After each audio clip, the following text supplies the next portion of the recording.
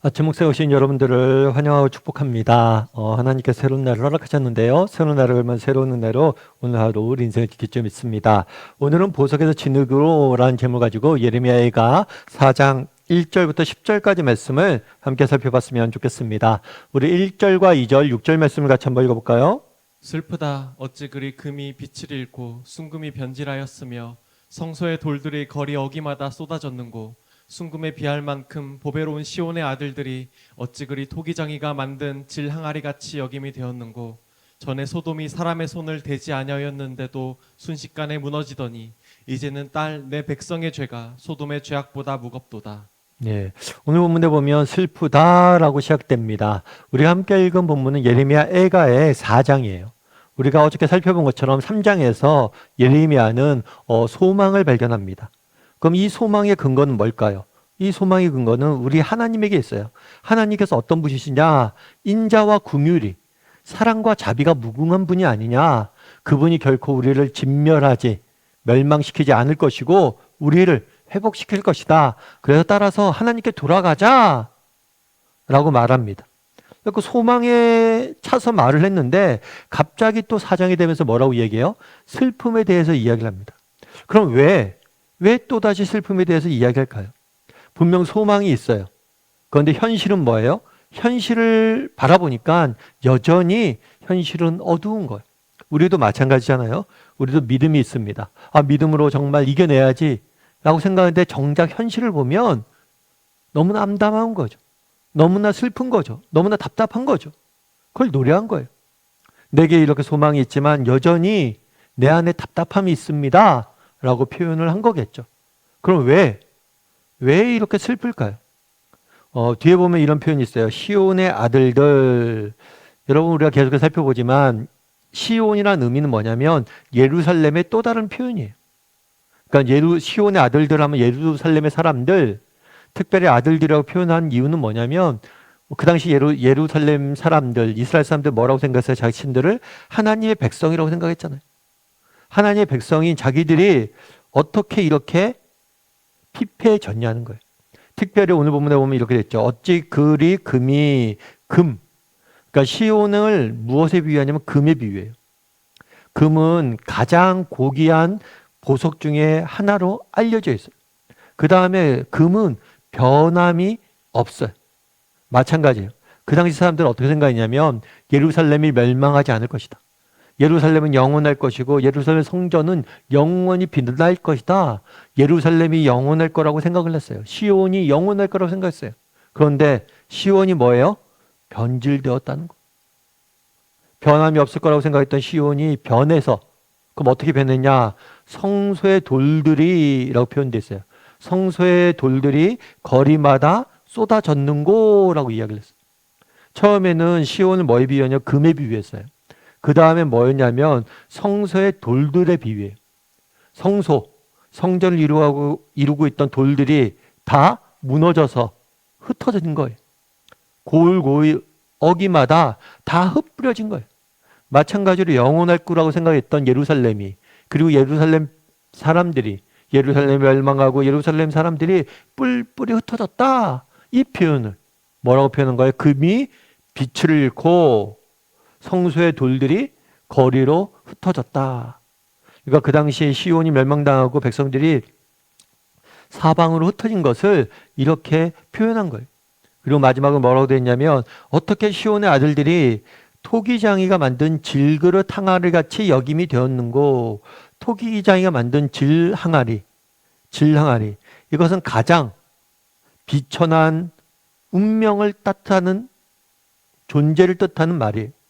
그러니까 시온은 굉장히 높고 아름답고 고귀한 존재였는데 이제 어디서나 흔히 볼 수 있고 이제 아무렇게나 막 쓰이는 그런 질 항아리와 같은, 질그릇 같은 비천한 존재가 되었구나 라고 노래하는 것.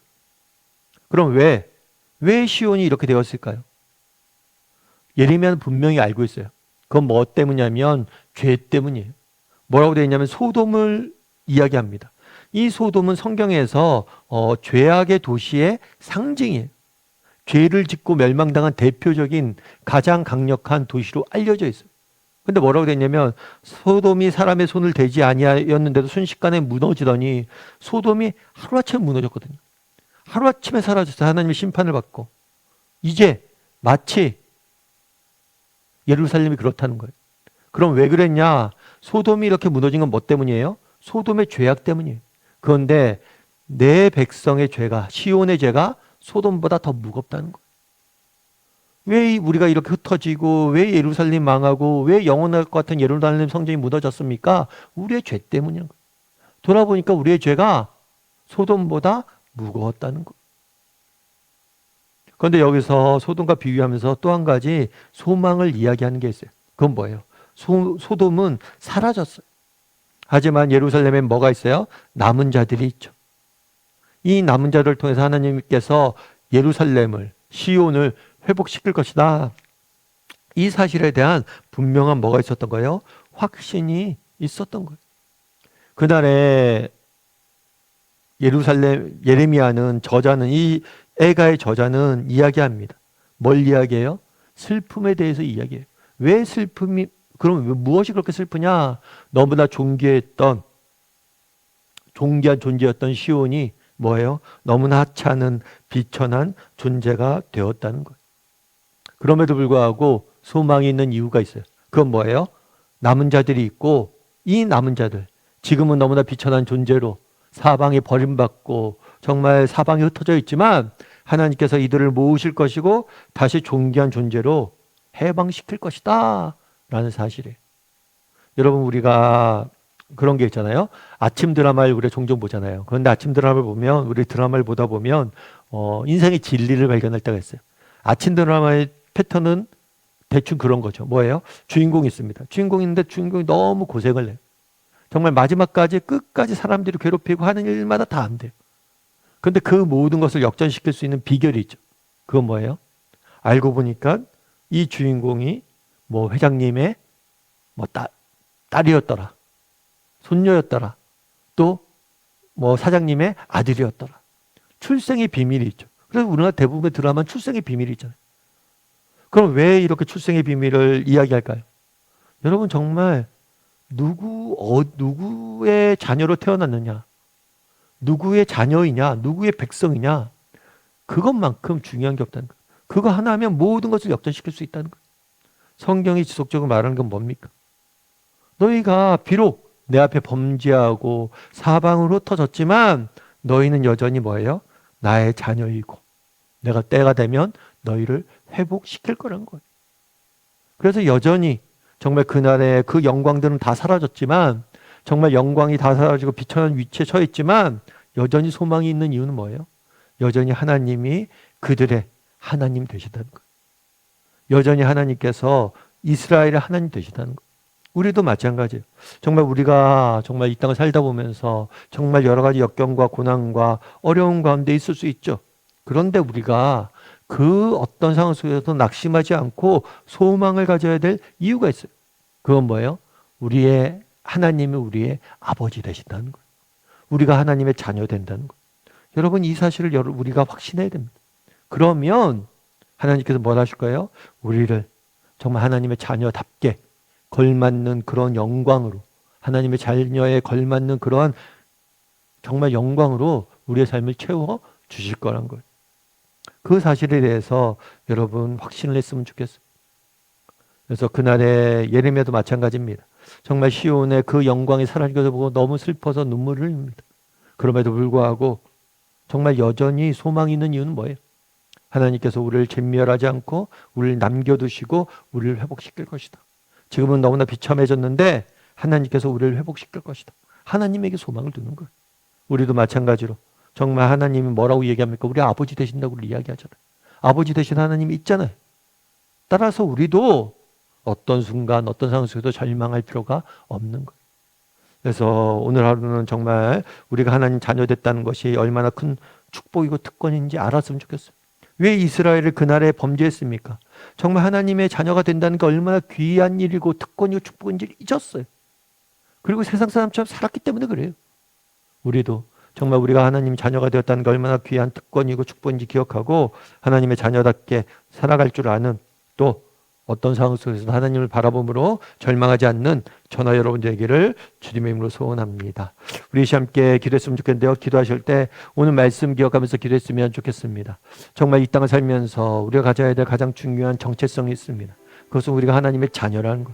이 사실을 어떤 형편, 어떤 상황 속에서도 잊지 않게 해달라고. 그래서 우리가 날마다 하나님의 자녀답게 살아가게 도와달라고 기도했으면 좋겠습니다. 뿐만 아니라 정말 어떤 상황, 어떤 조건 속에서도 우리가 낙심하지 않게 해달라고. 우리에게는 아버지 되신 하나님이 있습니다. 하나님 우리의 아버지 되신다면 우리가 두려워할 게 뭐가 있습니까? 염려할 게 뭐가 있습니까? 하나님이 우리의 아버지신다.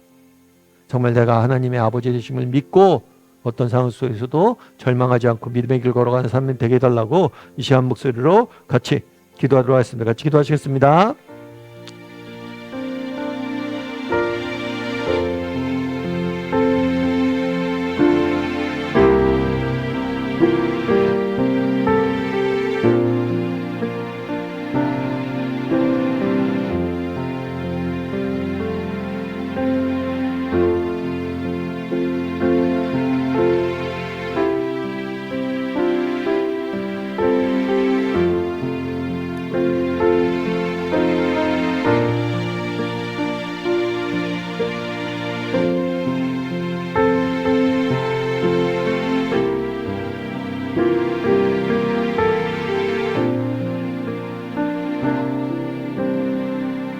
사랑의 하나님, 그날의 예레미야가 정말 시온의 사라진 영광을 보며 눈물을 흘립니다. 그럼에도 불구하고 그가 소망을 잃지 않는 이유는 하나님이 계시기 때문입니다. 정말 우리 하나님께서 나의 아버지 되시다는 사실, 그 사실로 소망을 찾는 예레미야의 모습을 보게 됩니다. 우리도 정말 하나님의 백성임을 늘 기억하게 도와주시고 백성답게 하나님의 자녀답게 살아가게 도와주시고 어떤 상황 속에서도 우리 아버지 되신 하나님께서 우리를 지키고 인도하시길 믿고 소망함으로 정말 절망하지 않고 믿음의 길을 걸어가는 우리 모두가 될 수 있도록 주여 붙잡아 주시옵소서. 오늘 하루도 우리 아버지 되신 하나님께서 우리 인생을 지키시고 보호하시고 인도하시고 함께할 줄 믿사오며 모든 말씀 예수님의 이름으로 기도드립니다. 아멘.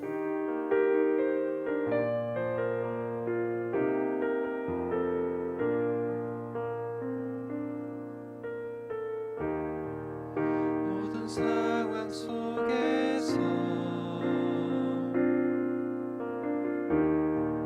주를 찬양할지라.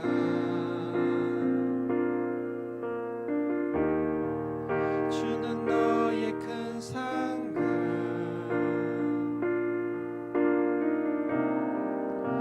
큰 도움이시라. 주의 얼굴 구할 때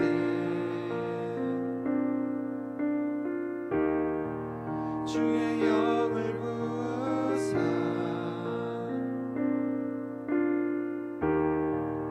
그 신사